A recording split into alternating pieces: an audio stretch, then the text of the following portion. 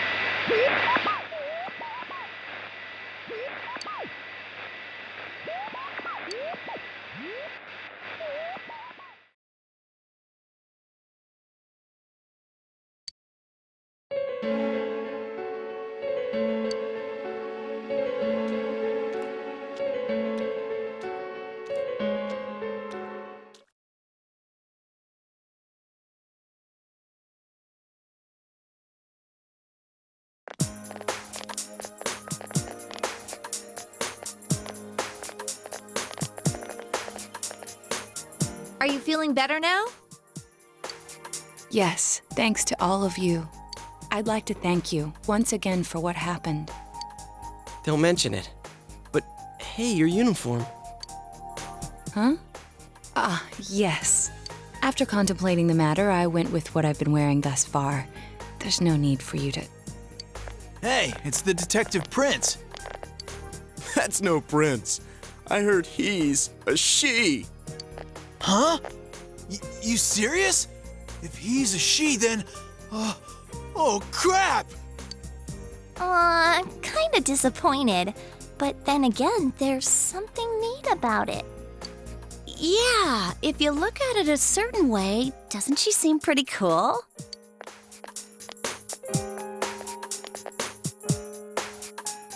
My, rumors spread so quickly. Thank you. But it doesn't bother me at all. There's no need to worry on my behalf. So please, treat me as you did before. That aside, I'd like to discuss the case with you all.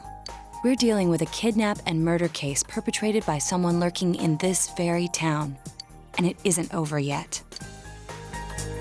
Let's go over the finer points after school.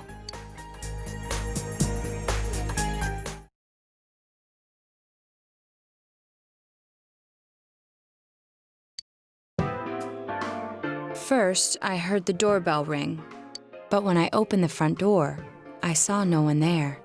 Just as alarm bells sounded in my mind, someone grabbed me roughly from behind and covered my mouth with something. Immediately afterward, I was put into something like a sack and most likely carried on the culprit's shoulder. Wow, how could you remember all that? The culprit seems to have used a chemical to incapacitate me, but luckily I wasn't completely unconscious. I had been expecting a trick along those lines, so I was somewhat prepared. And of course, I was desperate to gather as much information as I could. No wonder you're an ace detective! That ain't something to be proud of. You are too damn calm about all this. Judging by their actions and body type, I'd say the culprit is definitely a man. I heard no conversations or voices, so I believe he is acting alone. It's after that that things get murky. I felt a single impact, which I assume is when I was thrown inside the TV. But the time from kidnapping to that point seemed too short. It was a matter of minutes. So you were immediately thrown inside the TV after being kidnapped. Oh, could there have been a TV on the side of the road? Regrettably, my memory from there on is a blur. I see. But man, the killer came right up to the door and rang the bell? That's just crazy. I finally understand why you all testified that you couldn't recall much of what happened. Such a bizarre experience with mental and physical fatigue on top of it. It's only natural to be confused. And going by the surrounding circumstances, my kidnapping and everyone else's were near identical. There is no question that the culprit is the same in each case. So, that Mitsuo boy who said he killed King Moron. Everything makes sense now. I can't say for sure until I gather more concrete evidence. But Mitsuo Kubo's only victim was Mr. Muraoka. It was a copycat killing that mimicked the true culprit's method. No wonder King Moron's death broke the pattern in so many ways. The question remains, though, as to how Kubo learned of that world. That's it! That's what was bothering me! Mitsuo could enter the TV, right? Then why didn't he kill King Moron that way? I believe he didn't understand the other world as well as the true culprit. Even though I can now enter it myself, it wouldn't occur to me to use it for murder. And remember, the previous corpses left no sign that their deaths had anything to do with the other world. After Kubo became wanted, leaving him with nowhere to run, he probably thought for the first time, what if I put my entire body into the TV? The bizarre condition of the corpses that caused such commotion is probably because they died on the other side. It's a simpler explanation than figuring out why the killer would risk disposing of the bodies in such a way. Which means their inexplicable condition of being hung on a foggy day wasn't due to the culprit making a statement. Much of our speculation could be tested if we could ask Kubo in person. However, I've unfortunately been taken off the investigation, and I highly doubt that the police will believe any of this. They wouldn't admit that it wasn't Mitsuo in the first place. Once you've said something on TV, it's not easy to admit you were wrong. I believe the primary cause of my dismissal was because I raised that possibility to them. The police won't readily concede that they made false charges. All the more so if the accused is a juvenile. In fact, the overwhelming sentiment with the police force is to end this case with his arrest. Even if it's possible there's another killer? Those dickheads. I had a feeling that would be the case.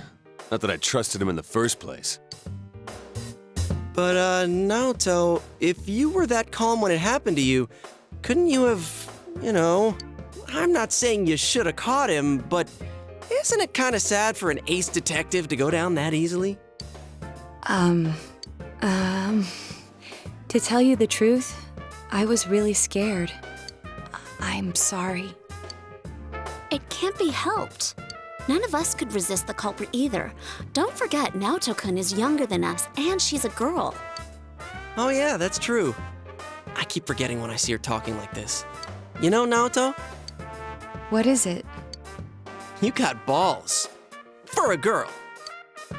Regardless, I have no doubt that the culprit will continue with his attacks.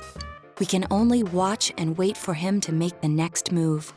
But this is no longer a mere job or someone else's affair. I want to know the truth of why we were targeted. Please allow me to join your effort. Thank you very much. I'll do my best, leader.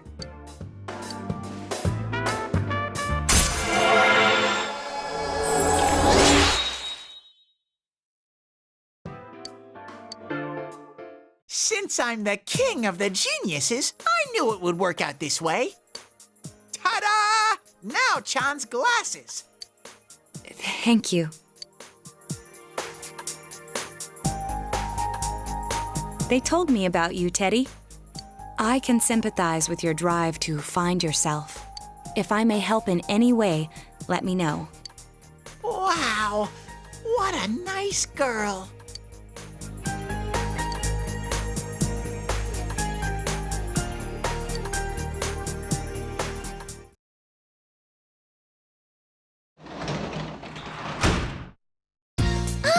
Welcome home, big bro.